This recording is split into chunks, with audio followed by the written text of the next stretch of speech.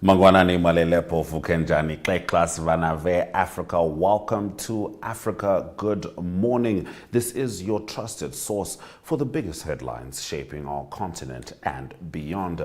Now we're coming to you on DStv Channel 285, GOtv 251up2.com and Network Media Hub on YouTube. On today's show, we begin with a historic and solemn moment for the global Catholic community as Pope Francis has died at the age of 88, closing a deeply transformative chapter in the church's history. We also bring you critical developments from Zambia, where public outcry is growing after President Hakainde Hichilema quietly signed the controversial Cybersecurity and Cyber Crimes Act into law. Mike Sichula will deliver that. On the economic front, there's a ray of hope as Moody's upgrades Zambia's outlook to positive. Over in Zimbabwe with Talent Gore, tensions rise as war veteran Blessed Geza calls for nationwide shutdowns until President Mnangagwa resigns, while protests by lecturers are met with force. We have all that and more, including your regional reports, economic indicators, and weather, right here on Africa Good Morning with Ashwin Berry. Top story shortly. Welcome to Namibia, where adventure meets tranquility. With Enjoy, you have access to a wide range of accommodations to suit every traveler's taste and budget. Experience the finest dining and hospitality Namibia has to offer. Booking your dream accommodation is just a few clicks away with Enjoy. Join thousands of happy travelers who have trusted Enjoy for their Namibian getaway. Your gateway to unforgettable Namibian adventures.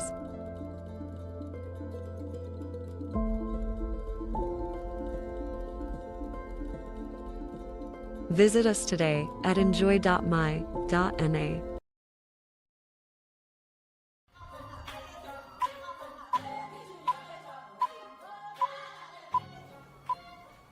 Let's get into the top stories on Africa Good Morning. Pope Francis, who led the Roman Catholic Church through a turbulent and transformative era, has died at the age of 88, the Vatican announced on Monday. The first pope from Latin America and a member of the Jesuit order, he spent over a decade challenging tradition with calls for institutional reform, social justice, and greater compassion toward the marginalized. Despite recent health issues, he made a final public appearance on Easter Sunday, watching from the balcony of St. Peter's Basilica as an aide read his heartfelt plea for peace in Gaza and the Democratic Republic of Congo, where he said too many continue to suffer in silence. His death comes just weeks after being discharged from hospital, marking the close of a papacy that often defied convention while leaving an indelible mark on the global church. The Democratic Republic of Congo, DRC, has suspended the political party of former President Joseph Kabila and ordered the seizure of his assets, accusing him of high treason over alleged connections to the M23 rebel group. The Interior Ministry announced the suspension of the People's Party for Reconstruction and Democracy, citing the party's ambiguous attitude towards the M23's occupation of Congolese territory, which has intensified violence in the mineral-rich eastern provinces. In a separate statement, the Justice Ministry confirmed that prosecutors had been instructed to begin proceedings against Kabila and other senior PPRD officials, though no formal charges have been filed yet. The 53-year-old former leader has not commented publicly, but his spokesperson stated he would address the nation in the coming hours or days. The Ugandan government is moving to introduce legislation that would allow military tribunals to try civilians for certain offenses, despite a recent Supreme Court ruling that barred the practice. Human rights groups and opposition politicians have long accused President Yoweri Museveni's administration of using military courts to suppress political dissent, charges the government denies. In January, the Supreme Court mandated the transfer of civilian cases, including that of opposition figure Kizza Besigye, from military to civilian courts. But Justice Minister Norbert Mao announced that a new law has been drafted to legally restore the military's authority over civilians in exceptional circumstances. A Tunisian court has sentenced dozens of opposition figures, activists, and lawyers to lengthy prison terms on charges of conspiracy and terrorism in what critics are calling a politically motivated crackdown. Among the 40 defendants, many tried in absentia, are prominent leaders of the National Salvation Front, Tunisia's main opposition coalition, who were arrested in 2023. Issam Chebi and Jawa Ben Mbarek, both in detention, received 18-year sentences, while activist and businessman Kamel El Taif was sentenced to 66 years, according to defense lawyers. Human rights groups have condemned the trial as a thinly veiled attempt to silence dissent under President Kais Saied's increasingly authoritarian rule. Since taking office in 2019 and suspending parliament, Saied has jailed political opponents and consolidated power, winning re-election last year in a landslide amid accusations of repression. You are still with Africa Good Morning. Shortly, we're going to be getting the Zambia report delivered by Mike Sichula.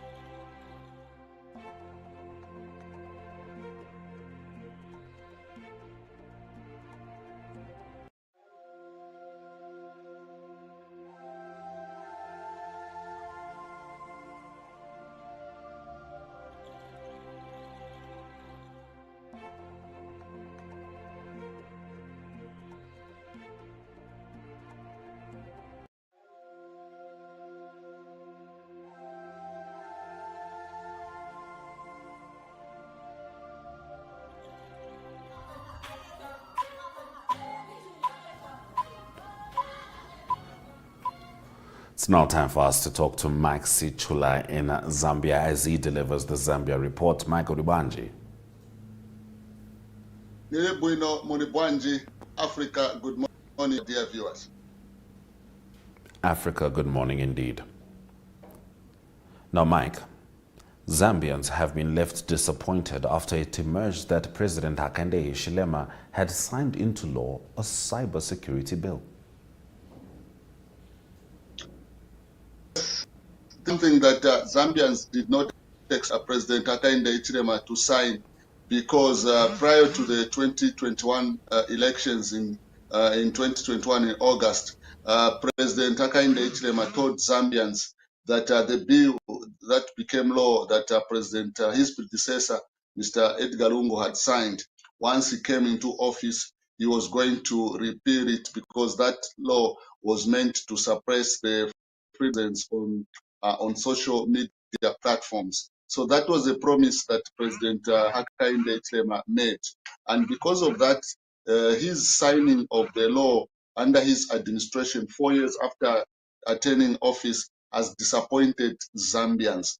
Then the second reason why Zambians are disappointed is that, as you can see from the newspaper headline there, the information became known to Zambians through a publication that was issued by the United States government, warning its citizens coming to Zambia that when you come to Zambia, there's a new law that government has enacted to intercept phone calls and emails. So because of that, Zambians were left disappointed because they thought their elected government, led by President Hakainde Hichilema, was supposed to be the first to inform Zambians that that law that was going under review has now become law, and you need to pay attention to it so that you're not caught unaware. So those two reasons are the many factors that have made Zambians to be annoyed with President Hakainde Hichilema. On the other hand, the government has assured citizens that the law is not meant to siphon their freedom of expressions on social media, but the law is meant to ensure that there's sanity on social media. A number of sectors like the banking sector have welcomed the bill that has become law, saying that it will ensure that there are no more activities of fraud and scamming on social media, using social media platforms. But from the political front, as an example, party leaders are arguing that this law is meant to curtail the distribution of informations. For instance, if there's an election and they have set up their own parallel voter tabulation to disseminate information with the elections going on. This law is going to be very strict on people that could be disseminating such information, which may not be coming from the legitimate bodies such as the Electoral Commission of Zambia. So it is a law that a number of us have said it is wrong. And also the government of Zambia has reacted to the US saying that what the United States of America published was not very factual in as far as warning its citizens that Zambians will be intercepting emails and phone calls of private citizens. So they have denied, saying that it was not the factual way that the Americans reported on the law. I mean, understandable concern right there, Mike. Now, moving on to some slightly more positive news. The rating agency Moody's has upgraded Zambia's economic outlook from stable to positive. Yeah, quite some positive news indeed for Zambia. And according to economist Lubinda Havazoka, he has described the Moody's recent upgrade of Zambia's economic outlook as essential for job creation and poverty reduction. Dr. Havazoka says the upgrade is crucial for increasing foreign direct investment and enhancing access to capital markets. He added that the upgrade can further improve Zambia's financial standing and facilitate access to favorable financing terms. And also our viewers may wish to know that Zambia's economy grew by 4.4% under the period when the country was experiencing drought. The country also was faced with the COVID, and also that the country at some point came under pressure with the low productivity because of electricity that was low due to low water levels, for instance, at the Kariba Dam, which is shared between Zambia and Zimbabwe. As a result of that, because of the economy remaining resilient despite these natural disasters that affected the country, so this outlook has come at a time that Zambia is seemingly to be on the right path in terms of economic revival. And also the Minister of Finance, Dr. Mstumbeko Msokotwane, spoke to this upgrade, saying that this upgrade has come timely because the measures that the new Dawn administration has put up in place are meant to increase Zambia's gross domestic product going into the second term of the United Party for National of the UPND, which according to President Hakainde Hichilema is meant to double the country's GDP if he's given a second term, that is from 2026 next year. So it is a positive outlook for Zambia, and a number of economists are hoping that the government of Zambia are going to ensure that what this positive outlook has been made is also going to trickle down to local members of the business community here in Zambia. All right. Thank you very much, Mike, for delivering the Zambia report. Thank you very much, Africa. Good morning to our dear viewers. Africa, good morning indeed. We're going to have a look at the economic indicators just before Talent Gore joins us from Zimbabwe.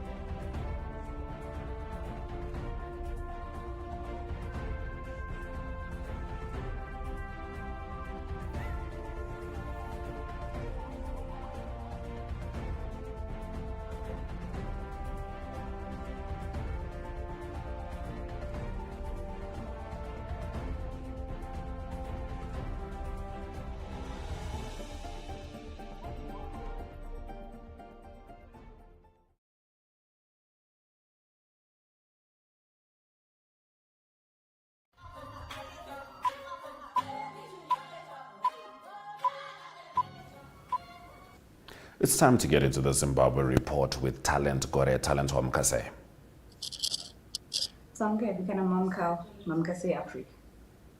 Tamuka Hedu. Now, Talent, Blessed Geza, former ZANU-PF Central Committee member, now fugitive, who had previously called for the 31 March protests, is now calling for an indefinite stay away until President Emmerson Mnangagwa resigns. Yes, once again, Blessed Geza, who is now a critique of President Emmerson Mnangagwa, has called for an indefinite stay away from businesses until President Emmerson Mnangagwa resigns. He said that this was the final push for President Emmerson Mnangagwa to step down as the president. He said that everyone should stay at home.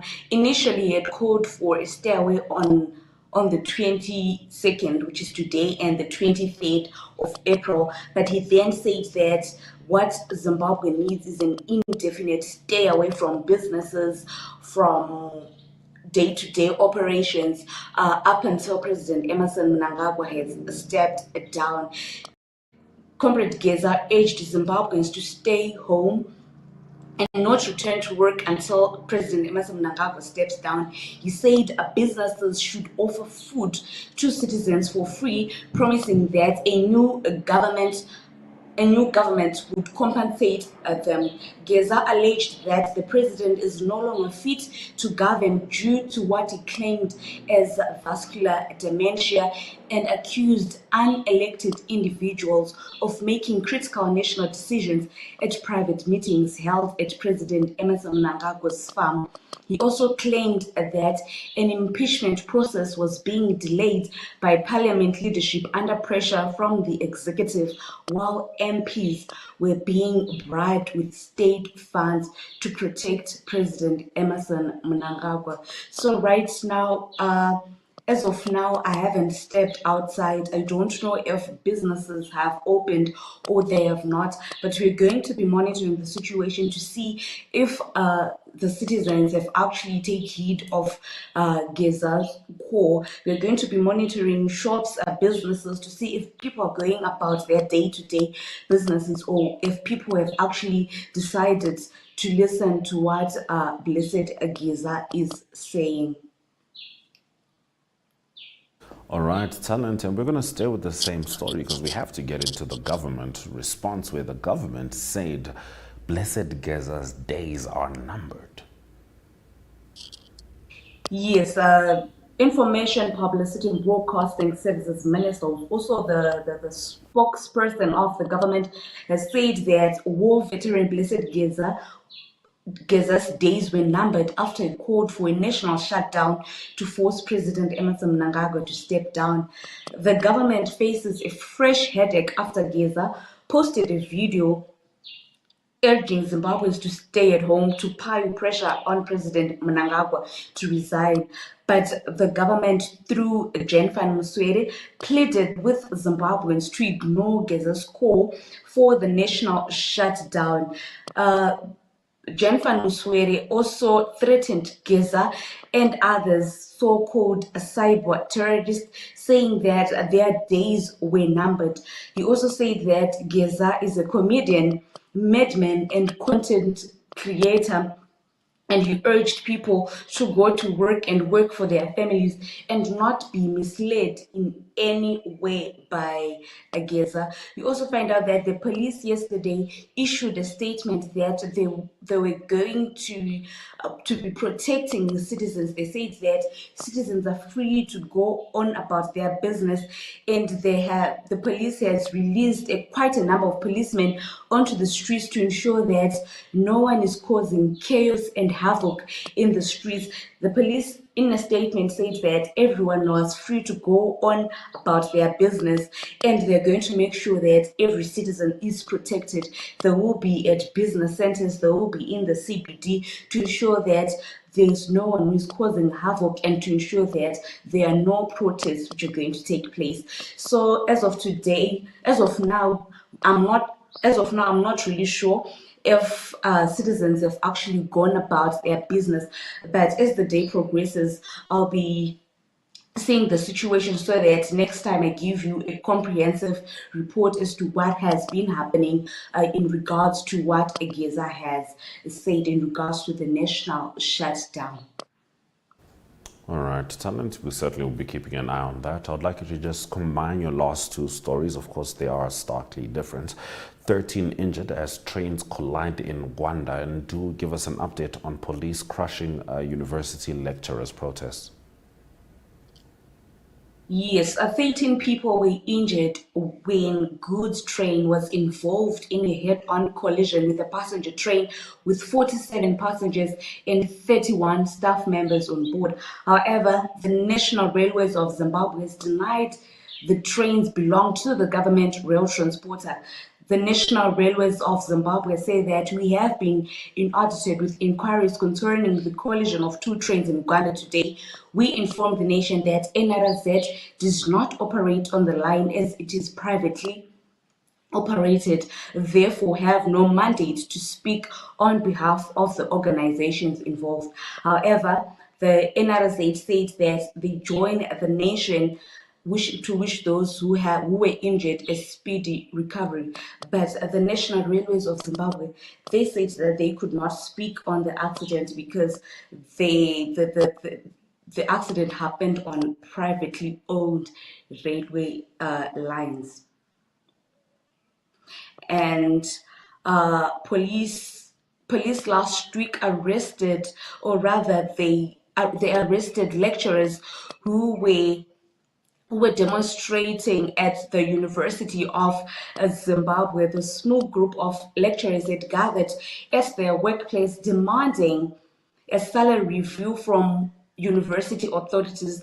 The university educators are demanding that their salaries be raised to the pre-October 2018 level, when a junior lecturer was earning 2,500 United States dollars.